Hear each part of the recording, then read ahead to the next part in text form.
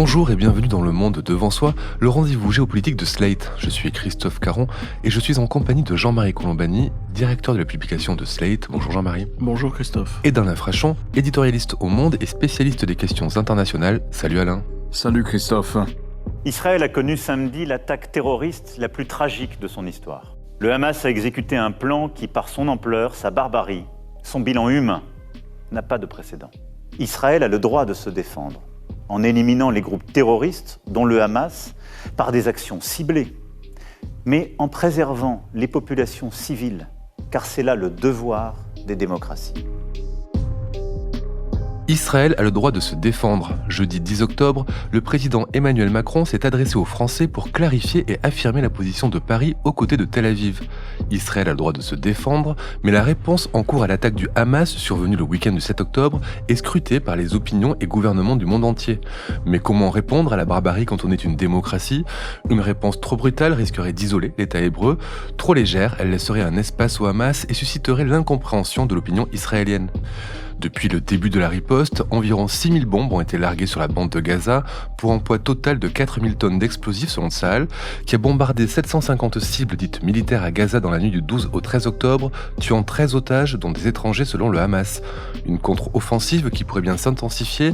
Israël vient de demander aux habitants de Gaza de se réfugier dans le sud de l'enclave. Alors Jean-Marie, Alain, cette contre-attaque israélienne ne sera pas sans conséquences humaines, humanitaires et diplomatiques.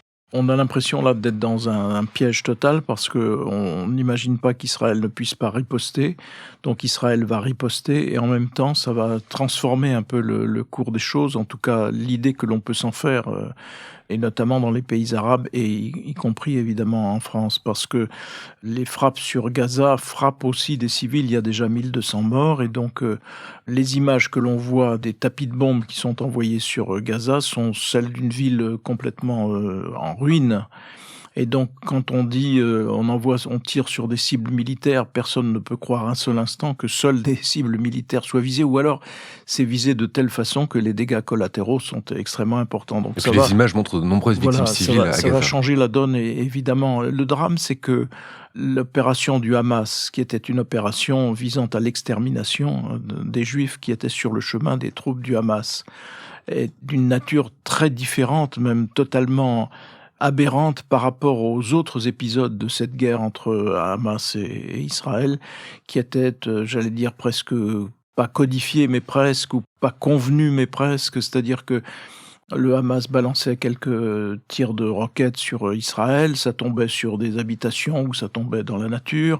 Israël ripostait par des tirs sur Gaza. Alors pour le coup, c'était des tirs ciblés, mais à la manière israélienne. Israël a toujours réagit avec une idée de la dissuasion, c'est-à-dire la force de la réaction d'Israël était destinée à dissuader d'autres épisodes. Donc c'est pour cela que quand un dirigeant palestinien, par exemple, était convaincu d'avoir été l'auteur d'un attentat, c'est sa maison qui était visée et détruite, toute sa maison. Ça posait d'ailleurs déjà le problème des punitions collectives. Là, ce serait une punition collective à échelle de toute une population, et donc c'est là que, d'une certaine façon, le bât blesse. Mais Israël a toujours eu cette doctrine d'une riposte plus forte pour justement tenter de dissuader. Mais là, on va s'engager dans autre chose, parce que, en effet, la force de la riposte risque, comme vous l'avez indiqué, d'être au-delà de ce que l'on peut considérer comme tolérable en matière de dommages collatéraux. Et donc, on va, du point de vue des opinions publiques dans nos pays, mais aussi évidemment sur place, avoir une transformation d'un état d'esprit qui est déjà difficile. Tout l'effort du président de la République dans sa déclaration que vous avez évoquée était de faire un minimum de pédagogie pour éviter justement ce renvoi dos à dos, qui est un renvoi absurde, parce qu'on était face à des actes de barbarie et qu'il faut déjà commencer d'admettre que ces actes soient des actes de barbarie. Alors, les 3/4 de l'opinion française, pour ne pas dire 4 Français sur 5, d'après les plus récentes enquêtes d'opinion, considèrent qu'il s'agit de crimes contre l'humanité. L'ensemble du pays ne se trompe pas sur ce qui s'est passé. Mais ensuite, il faut éviter que la riposte puisse être qualifiée de la même façon. Donc c'est ça, c'est extrêmement délicat, la période dans laquelle on s'engage, y compris pour Israël. Comment doser la riposte, comment faire en sorte que ce ne soit pas monstrueux en termes de vies humaines.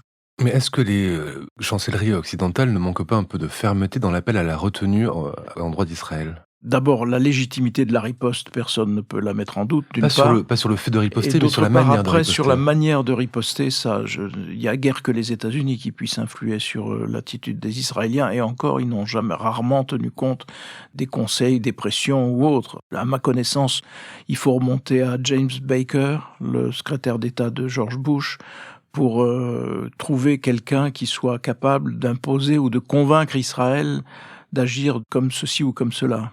Alain, le piège du Hamas s'est refermé sur Israël qui se trouve maintenant sur une ligne de crête. On peut penser que c'est exactement ce que voulait Hamas d'une certaine manière. On verra la tournure des événements ensuite, ça peut changer de profil. Mais pour le moment, oui, je pense que Hamas, totalement indifférent au sort de la population de Gaza, imaginait bien, voulait sans doute une riposte de ce type. C'est là où est toute la tragédie d'ailleurs. Voulait sans doute une riposte de ce type. Pourquoi ? Eh bien, pour mobiliser à nouveau toutes les opinions arabes en sa faveur et une partie des opinions occidentales aussi. C'est ce que disait Jean-Marie, toute la difficulté de la dialectique, de l'attaque et de la réplique, avec toujours de la part des États, et particulièrement au Moyen-Orient, d'ailleurs, dans l'ensemble moyen-oriental, cette question de la crédibilité, de votre dissuasion. On vous attaque, vous répliquez. Et sinon, vous êtes faible. Et si vous êtes faible, ça va inspirer d'autres attaques et de nouvelles agressions. C'est ça. Alors, on sait bien qu'il y a une limite à tout ça. Que la réponse des Américains aux attentats du 11 septembre 2001, et la comparaison est parfaitement légitime. Et après tout, en nombre de victimes israéliennes, on arrive à un pourcentage supérieur, très supérieur à ce qui s'était passé aux États-Unis. Mais on sait comment ça finit. Ça finit par, alors l'Afghanistan, tout le monde suit, il y a un feu vert de l'ONU, c'est normal. L'Afghanistan abritait, le régime des talibans abritait Al-Qaïda, et donc il était normal de chasser le régime des talibans. Il y a une résolution de l'ONU, la Russie et la Chine la votent d'ailleurs aussi. Et puis on finit en Irak. Et là, on ouvre 10 ans de guerre ininterrompue, de drame dans l'ensemble du Moyen-Orient. Donc voilà, il y a cet exemple-là. Mais on pourra en citer d'autres. Dès 1972, pour ce qui est de la guerre du Vietnam, les plans, le contexte de la paix, les grandes lignes de la paix sont là, entre Américains et Vietnamiens du Nord. Mais il se trouve que le Vietnam du Nord se sert du Cambodge et du Laos. Alors pour la crédibilité des États-Unis, dira Kissinger, on entreprend des bombardements sur le Laos et le Cambodge, qui ne sont pas à l'honneur des États-Unis. Tout ça pour la crédibilité des États-Unis. C'est toujours la crédibilité des États. Je ne dis pas que ce sont des situations faciles. Hein. Je n'aimerais pas être responsable face à ce genre de situation. Mais voilà, on est dans cette équation impossible de l'agression terroriste de type barbare et de la réplique qui peut complètement renverser l'opinion internationale. Et vous allez voir les chancelleries dont vous dites qu'elles ne répondent pas assez à ce qu'il se passe sur Gaza, mais on se retrouve la semaine prochaine, il y aura des communiqués des chancelleries occidentales, peut-être américaines aussi. Voilà. Et ça, c'est une logique qui est malheureusement terriblement ancrée dans le Moyen-Orient. Pas simplement dans le conflit israélo-palestinien, mais dans l'ensemble du Moyen-Orient. Benjamin Netanyahou a créé un gouvernement d'urgence avec un des leaders de l'opposition, qui est Benny Gantz. Ce gouvernement va durer le temps de la guerre contre le Hamas. Gantz fera ainsi partie du cabinet de guerre israélien aux côtés du ministre de la Défense, Yoav Gallant, et donc de Netanyahou. Qu'est-ce que cela signifie pour le gouvernement israélien, et est-ce que ça peut influer sur la réponse israélienne ? Bien sûr, il y a 3 hommes qui vont piloter les opérations. Netanyahou, Gantz et le chef d'état-major et le ministre de la Défense, qui est un homme du Likoud. Ça veut dire que aucun des hommes des partis extrémistes, suprémacistes blancs ou extrémistes religieux, avec lesquels Netanyahou s'est allié pour pouvoir gouverner et échapper à la justice, ne figure dans ce cabinet de guerre. C'est un cabinet restreint qui a le droit de prendre toutes les décisions concernant la guerre, mais qui ne peut pas proposer d'autres décisions que sur la guerre. Il ne s'intéresse pas à l'économie, à rien d'autre. C'est juste la guerre et le temps de la guerre. On peut penser que c'est la voie de la sagesse et que surtout c'est la condition du maintien de l'unité des Israéliens alors que Israël est dans une période d'extrême polarisation politique dans laquelle l'a plongé la nouvelle majorité de Benyamin Netanyahou. Et donc, je pense que pour avoir toujours le soutien majoritaire de l'opinion, il fallait ce type de remaniement du gouvernement israélien. C'est vraiment une parenthèse dans la vie politique israélienne parce que la critique de Netanyahou aura lieu, elle a d'ailleurs déjà commencé, elle sera certainement poussée plus avant lorsque ces événements sont un petit peu à distance parce que ce qui apparaît aujourd'hui, c'est que toute la politique de Netanyahou est, aux yeux d'un certain nombre d'Israéliens, déraisonnable.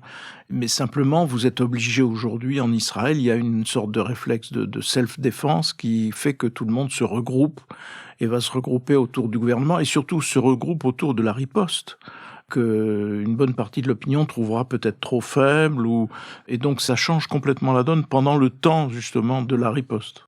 Dans l'épisode qu'on a sorti mardi dernier, nous avons parlé des révélations du Wall Street Journal selon lesquelles Téhéran aurait participé à la préparation de l'opération du Hamas. Depuis, les services américains estiment que finalement les leaders iraniens n'auraient pas été autant au courant, ils auraient été même surpris par l'attaque. Est-ce qu'on peut vraiment imaginer qu'ils n'étaient pas au courant ? Comment expliquer ce soudain scepticisme du côté des États-Unis ? Ce qui est frappant, c'est que moi je n'arrive pas à savoir si les déclarations américaines qui visent à, au fond, contrebalancer ce qui était la une du Wall Street Journal. Le Wall Street Journal expliquait qu'il y avait eu une réunion, notamment à Beyrouth, que cette réunion était en présence de responsables iraniens et que l'ensemble de l'opération avait été concocté à ce moment-là. Donc, un Iran partie prenante de l'opération du Hamas. Les officiels américains font marche arrière là-dessus et essayent de décrédibiliser un petit peu cela en disant on n'est pas sûr d'eux, on ne sait pas, puis ce serait une prise de risque pour l'Iran qui nous paraît, etc. Donc je ne sais pas si c'est un repli tactique très évidemment destiné à éviter que s'ouvre un autre front au nord d'Israël et que soit impliqué l'Iran, ou bien si c'est la réalité, parce qu'il se peut aussi que l'Iran ait été prise par surprise, non pas par l'opération elle-même, mais par la façon dont elle a été conduite et par les massacres qui l'ont accompagnée. Dans le dispositif américain, il y a aussi l'envoi d'une flotte, j'allais dire d'une flottille, mais à l'échelle européenne, c'est une flotte, puisqu'il y a un très gros porte-avions, et ces navires d'accompagnement qui seront rejoints par des navires britanniques, de façon à, au fond, dissuader que s'ouvre à nouveau un front au nord et qui implique l'Iran. Mais c'est une vraie question, parce que c'est vrai que l'intérêt stratégique de l'Iran reste très lisible, c'est d'empêcher tout rapprochement entre Israël et l'Arabie Saoudite, deux ennemis majeurs de l'Iran chiite, l'État pilote des sunnites d'une part et l'État d'Israël d'autre part. Mais ça ne signifie pas non plus que l'Iran soit dans une prise de risque démesurée. En fait, je voudrais quand même préciser que le ministre des Affaires étrangères iranien s'est exprimé ce jeudi soir en expliquant que la poursuite des crimes commis à l'encontre des Palestiniens appelait une réaction du reste de l'axe et il ajoute certains responsables occidentaux se sont demandé s'il y avait une intention d'ouvrir un nouveau front contre l'entité sioniste, même si les États-Unis semblent essayer de calmer le jeu du côté de l'Iran, quand même, on est toujours dans une réponse assez agressive, Alain. On est dans une situation qui est très grave et très périlleuse parce que L'Orient le Jour, le grand quotidien en français de Beyrouth, L'Orient le Jour donne la même information que le Wall Street Journal. C'est-à-dire qu'il parle d'une réunion. Ça fait à peu près 1 an que le Hezbollah, qui est le parti chiite, c'est un parti milice aussi, une milice supérieure à l'armée libanaise, une milice que l'Iran a équipée en missiles. Il y en a à peu près 130 000, de plus en plus précis, de plus en plus puissant. Et c'est une milice qui, bien que chiite, développe exactement la même rhétorique que le Hamas. Le Hamas étant la quintessence de l'extrémisme sunnite, si vous voulez. Et donc, il y a des liens de plus en plus forts entre le Hamas et le Hezbollah, et il est vraisemblable que pendant toutes ces conversations qu'ils ont eues, depuis 12 ou 16 mois, ils ont parlé de cette opération.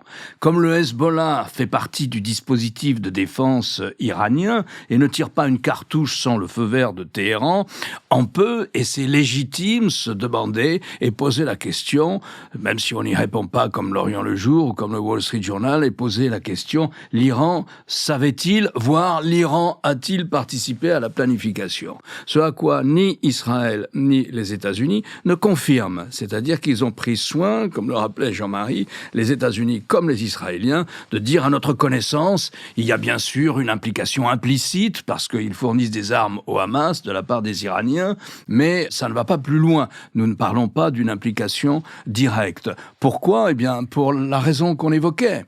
C'est-à-dire que le Hezbollah se trouve devant la situation suivante.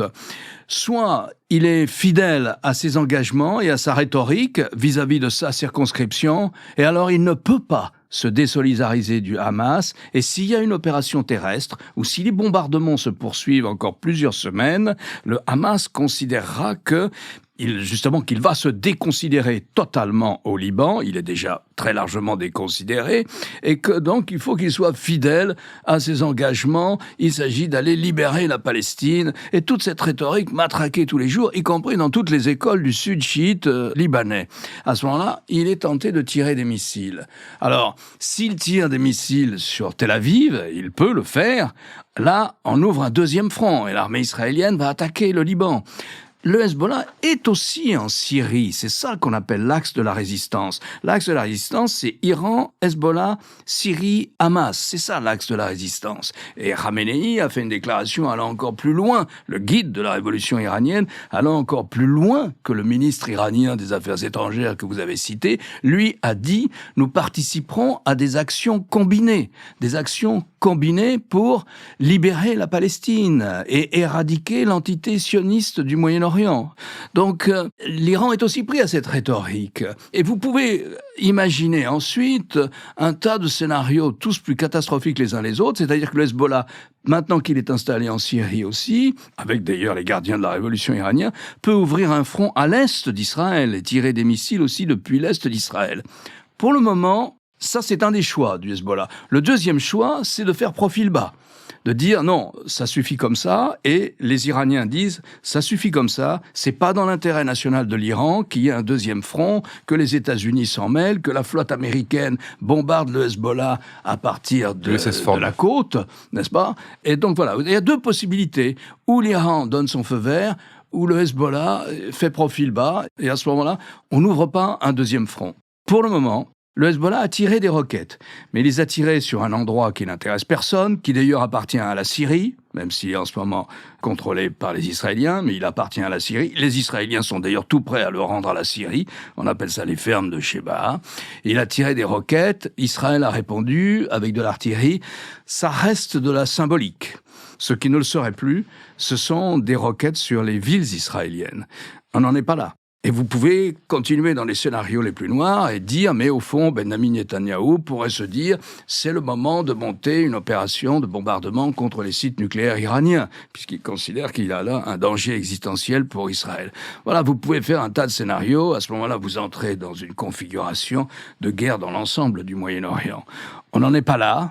Je pense qu'on peut très bien voir un Iran prudent, qui, compte tenu de ses relations avec la Chine, qui, compte tenu du fait qu'il vient de rejoindre le club des BRICS, compte tenu du fait qu'il a réussi justement à ne pas être un paria sur la scène internationale, en dépit de ce qui se passe à l'intérieur de l'Iran, n'est-ce pas, avec le martyre de toutes ces jeunes femmes, on peut considérer qu'ils diront non, il n'est pas dans notre intérêt d'ouvrir un deuxième front avec notre filiale libanaise qu'est le Hezbollah. Et le Hezbollah peut se dire aussi, compte tenu de l'état de déliquescence du Liban et de notre impopularité, il n'est pas non plus de notre intérêt d'ouvrir un front avec Israël pour avoir à nouveau, comme en 2006, l'armée israélienne qui attaque le Liban, tout le sud du Liban, jusqu'au sud de Beyrouth d'ailleurs. Tous les regards là sont actuellement tournés vers le Proche-Orient, mais la guerre en Ukraine continue. Des bombardements dans l'est du pays ont eu lieu cette semaine et ont tué 59 civils. L'aide américaine est toujours bloquée par le Congrès américain. La situation est compliquée pour Kiev, Jean-Marie. Oui, très compliqué, mais avec une réunion quand même qui a réuni les principaux responsables de l'OTAN. pour réaffirmer le soutien à l'Ukraine. Mais c'est vrai que dans ce qu'il faut craindre dans ce genre de période, c'est en effet que c'est l'inverse qu'il faudrait, quoi. Il faudrait au contraire pousser les feux de façon à hâter la libération par l'Ukraine des territoires qui sont contrôlés par la Russie. La crainte que l'on peut avoir, c'est qu'au contraire, l'attention étant détournée, les risques étant ailleurs, les États-Unis soient moins allants et que du coup on confirme un processus qui est un processus lent et de guerre qui perdure. Donc c'est tout l'enjeu, d'où la réunion à l'OTAN en présence du président Zelensky, qui a permis de réaffirmer que l'OTAN soutient et soutiendra l'Ukraine. Mais enfin, on est là sur une ligne de crête et je ne sais pas de quel côté les choses vont se concrétiser. Pour le moment, on a à Washington une initiative intéressante qui peut être soutenue par toute une partie des élus républicains, qui est de dire nous devons voter une aide militaire supplémentaire à Israël en ce moment pour les munitions, etc. Et nous allons la lier. On va faire la même législation, on va lier les deux, l'aide à l'Ukraine et l'aide à Israël. Vous voulez pas voter l'aide à l'Ukraine, c'est que vous voulez pas voter l'aide à Israël. Donc ça fait partie des jeux parlementaires ou parlementaristes, comme vous voulez, à Washington. Et donc il se peut qu'il y ait un double vote, une aide militaire à Israël et une aide militaire à l'Ukraine dans le même souffle. Pour finir, j'aimerais qu'on parle de la France. Emmanuel Macron, hier, a mis en garde sur les suspicions, les divisions qui pourraient exister au sein de la nation en raison du conflit en Israël. On voit que malgré tout, les débats ont été vifs depuis le week-end dernier, même s'ils sont un peu calmés depuis la découverte du charnier dans les kibboutz, qui a quand même saisi beaucoup de monde. On voit aussi quand même que cette polémique a eu un effet sur la ligne de partage entre RN et LFI, par exemple, Jean-Marie. Oui, elle a déjà un effet parce que les errements de LFI, en tout cas du petit groupe qui entoure Jean-Luc Mélenchon et dont s'est dissocié François Ruffin, par exemple, de façon très claire et très ferme, cette ligne-là a considérablement valorisé la prise de position de Marine Le Pen et du Rassemblement national. Donc le résultat aujourd'hui observable, c'est que le diable a changé de camp. Le diable dédiabolisé aujourd'hui, c'était le RN, donc l'extrême droite, et le diable nouveau, c'est Jean-Luc Mélenchon et ce qu'il incarne, compte tenu de l'attitude qu'il a adoptée et qui consiste peut-être à la fois dans une visée électoraliste, puisque ce qu'il cherche, c'est le soutien des communautés de confession musulmane, mais peut-être aussi et surtout, me semble-t-il, parce qu'il est enfermé dans une idéologie et donc dans une façon de lire des événements internationaux qui sont rigoureusement conformes à une idéologie qui cadrait peut-être avec des temps anciens, mais qui aujourd'hui ça n'a pas de sens de continuer à renvoyer dos à dos face à ce qui s'est passé et face aux exactions monstrueuses du Hamas. Donc la sanction politique est déjà là, c'est-à-dire que le parti de Marine Le Pen fait un nouveau bond en avant dans sa crédibilité vis-à-vis des Français, et LFI devient, dans l'esprit des Français, plus dangereux que ne pourrait l'être Marine Le Pen, qui, aux yeux des Français, a cessé d'être dangereuse. Et donc, on a ce résultat-là, qui est aussi en petite partie un peu imputable au président de la République, parce que Marine Le Pen, au fond, a parlé la première, et elle a trouvé les mots qui faisaient écho aux sentiments profonds des Français. Le président de la République a parlé après, il a parlé très bien, il a fait un discours à la fois ferme, très pédagogique, très clair, mais il a parlé après elle, alors qu'il eût été préférable qu'il parle le premier, depuis l'Allemagne, où il était lundi, et je rappelle qu'il avait parlé le soir même de l'invasion de l'Ukraine par la Russie, le soir même. Et donc là, on aurait pu attendre qu'il fasse de même compte tenu de la gravité des événements. Et donc, Marine Le Pen a engrangé là quelques points supplémentaires. Donc on est dans ce paysage-là. Elle a réussi, au fond, à écarter ce qui était un des éléments constitutifs de l'extrême droite française, c'est-à-dire l'antisémitisme. Elle s'en est détachée progressivement, de façon à la fois invariable, progressive, parce qu'elle vient de loin, mais aujourd'hui, elle est sur des positions qui sont très clairement à l'envers de celles qui étaient celles de son père et du mouvement auquel elle appartient et qu'elle continue de diriger. Mais ce que vous voulez dire là, c'est que le RN s'éloigne de ces prises de position antisémites qui ont été longtemps l'apanage du Front National de son père. Elle a rompu avec l'antisémitisme, elle a complètement rompu. Alors après, Continuera-t-elle d'être entourée par des gens qui, objectivement et de toute éternité, sont antisémites? Je ne sais pas, on verra bien. Mais en tout cas, elle-même, dans ses prises de parole, s'en est fortement détachée, au point d'ailleurs d'avoir exercé une sorte de leadership lorsque les présidents des groupes se rassemblent autour de la présidente de l'Assemblée nationale le matin pour discuter de ce qui convient d'être fait et manifesté. L'idée tout de suite surgit d'une minute de silence, à quoi Marine Le Pen objecte que ça n'est pas suffisant et qu'il faut être dans une prise de position beaucoup plus forte, beaucoup plus solennelle de toute la représentation nationale. Vous voyez, donc elle mène très bien les choses de son point de vue et elle se détache en effet de ce qui était totalement constitutif de l'extrême droite française. Merci Jean-Marie, merci Alain. Avant de se quitter, Alain, je voudrais mentionner la sortie de votre livre co-signé avec Michel Guérin, Don McLean, Le Monde dans le viseur, qui est un retour sur un photographe. Retour sur un photographe, nous l'avions fait en série d'été du journal en 2019, je crois. 6 doubles pages du Monde, après avoir passé 3 jours avec ce très grand photographe Don McLean. Don McLean, si vous regardez, de 1964, la guerre civile à Chypre, à la fin de la guerre du Vietnam et même aux conflits les plus récents, est l'un des plus grands photographes de guerre de son époque. Ce n'est pas qu'un photographe de guerre, mais c'est l'un des plus grands photographes de guerre de son époque. Il y en a beaucoup d'autres qui sont très bons, mais tous en général rendent hommage au travail de Don McLean. Et si vous ouvrez un livre d'histoire, vous verrez que sur les guerres du Proche-Orient, sur le Vietnam, sur tous les conflits de notre époque, il y a des photos iconiques, comme on dit maintenant, c'est-à-dire des photos qui racontent cette histoire, qui la résument, et qu'elles sont toutes signées Don McLean. Voilà, il a maintenant 86 ans, et il nous a raconté sa vie et son travail de photographe. Vous avez une citation en 4e de couve, dites juste que je suis photographe, ça me suffit. Je n'aime pas qu'on réduise mon œuvre à la guerre.